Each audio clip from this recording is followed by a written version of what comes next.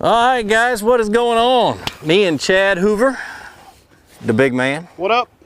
We are at Bville again. And we are stoked. This lake that we're going on is one that, from what the property manager says, it has rarely been fished or hasn't been fished that much this year. We just got a few hours. The sun's getting ready to go down, so we probably have 2 hours to get in there and just try to catch something. So, also known as all we need. Yeah, all we need. We're gonna catch a big one. But been on the road all day. Chad drove all the way from Tennessee. I drove from North Georgia, so he's got 2 hours, 2.5 hours on me. But we're gonna hit the water and have some fun. We're about to crank it up.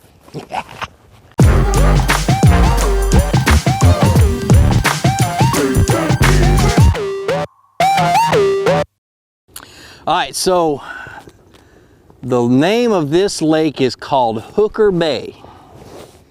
And I've got a search bait, or I got a buzz bait that I'm using as a search bait. I just think I can either get a blow up or get a, catch a fish, but get a blow up or get a fish to at least show itself in this shallow water. My follow-up bait and the bait I'm gonna throw to cover and things like that is just a simple little Texas rig speed worm. Yeah, pull it down here. A little 3/8 ounce weight. And that's it. That's what I'm gonna be throwing probably the rest of the night. I got a frog tied on behind me. If I see something that looks froggy, I'm gonna throw it. This is speed fishing on a lake we've never been to before.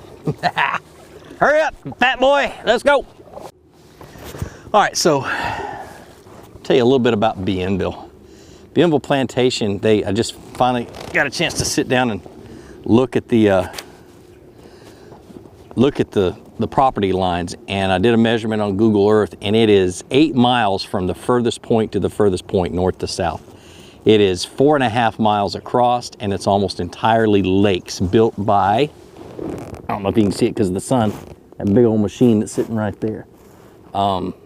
It's a phosphate mine, and so the bass are stocked in here after they finish mining it, and you've got a lot of shallow water and some really good deep water close by. It's just full of bass habitat.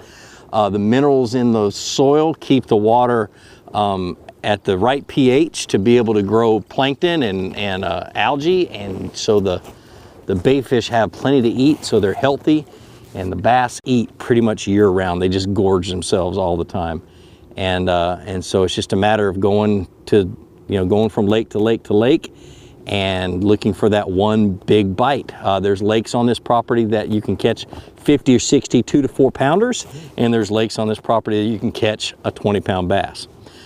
They know that because they shocked one up just recently that was 20 pounds. So that's what we're in search of. All right, so right here I'm coming up on what it looks like a tree trunk, or there might be some brush down underneath it. I really need to retie that leader. That's gonna get me, I know it is. Now, the reason I chose a paddle tail worm, or a zoom speed worm is what this is because it's the only June bug worm that I had. And it's actually perfect because I can pitch it into cover and fish it like a regular Texas rig, or it's a really good paddle tail worm too. You can just basically swim it and that tail kicks. Gives it a good little action. So I can do 2 different things. I can try 2 different things. Moving bait and a regular flipping bait, or regular worm.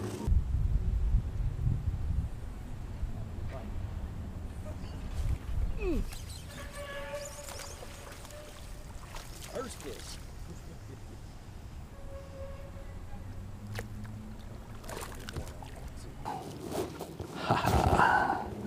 First fish of the night, real shallow. I just kind of took all the clues into play. The bait fish were ticking shallow. There's a paddle. I swam this worm to the boat a couple of times. I had a fish over deep water hit me. Seen a lot of swirls shallow. Everything says they're really ultra shallow, so that's why I threw up in there and caught that fish. Not a big one, but man, it's a good fish.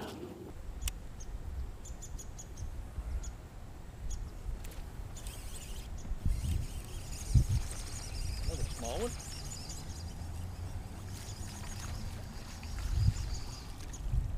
Smaller than the last one. Get it off the hook. Look how fat that thing is. He's been eating good. So I'm gonna stick with this shallow thing because I'm pretty sure I can catch one bigger than that. It's just doing the same thing. A lot of lay down timber in this place, everywhere. Throwing on the outside ends of these lay downs. That's where the fish that are most active are gonna be. If I wanna catch lots of numbers, that's where I'm gonna fish for, at least in the evening. They've pulled out or they've come up and they're sitting right on the edge. Whoa, sitting right on the edge of those trees, using them as cover, and as the bait fish swim by, that's where they're sitting. They come out and eat them. You know, and to be honest with you, most of the time when the bass are feeding, like late in the evening and stuff like that, there's so many different right baits to throw that you really don't have to worry about it much. You just want to match their mood. I see a lot of swirls. I don't see a whole lot of fish coming up and actually feeding off of the surface, so I'm staying away from top water. And I'm trying, you know, subsurface baits, something on the bottom, something swimming. And this paddle tail, like I said, covers both. And so I've gotten 3 bites or 4 bites, bouncing it through on the bottom through all these trees and through all the lay downs at least, and then that's what I'm going to stick with. So it's really not rocket science. It's just a matter of matching their mood. What do they want? That last bite was actually after I let it sit for a few seconds. So you know, it wasn't a very good bite, so it tells me it's wasn't quite perfect. It wasn't the way they really like it. But I think they want it hopped and just drugged through all this cover. It's me thinking out loud. I know it probably doesn't make any sense, but that's how I think when I'm fishing. Senseless. Oh yeah, there's one. Swimming.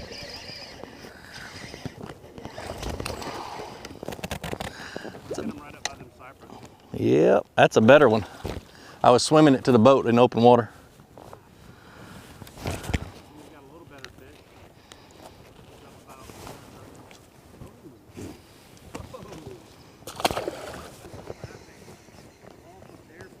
Right.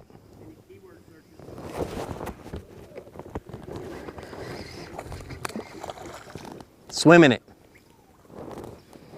Seriously, I was swimming doing the same thing. The big ones are hitting it swimming.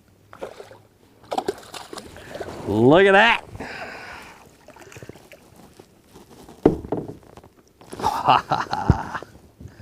Awesome. They in a chasing mood.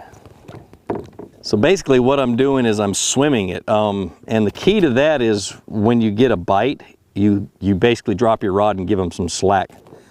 And don't set the hook right away. So you feel the bite, you drop your rod, count to 2 and pull back, and they're usually on it. But if you pull back right away, you'll pull it right out of their mouth. Especially with this braided line.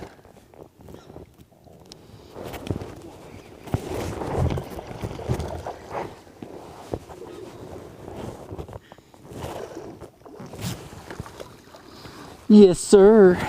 Swimming it, and then I stopped it, and he ate it.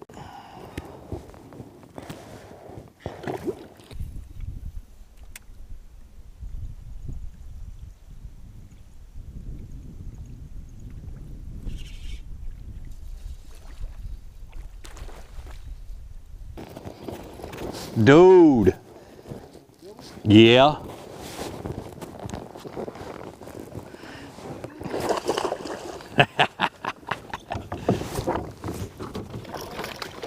Buzzbait.